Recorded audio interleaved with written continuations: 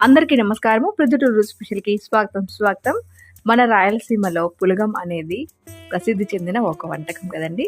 బియ్యము, పెసరపప్పుతో చేసుకుంటాము. నేనైతే మసాలా వేసి చేసుకుంటున్నాను. అందరికీ తెలుసు. ఇందులో నేను ఆనియన్స్, పచ్చిమిర్చి, టమోటో అలాగే కరివేపాకు, కొత్తిమీర, అల్లం వెల్లుల్లి పేస్ట్, ధనియాల పొడి వేసుకొని బాగా ఫ్రై చేసుకొని ఇందులో కలిపి పులగన్నైతే చేసుకుంటున్నాను. ఈ పులగం గురించి కొన్ని విషయాలు తెలుసుకుందాము. ఈ పులగం అనేది సులభంగా జీర్ణమవుతుంది.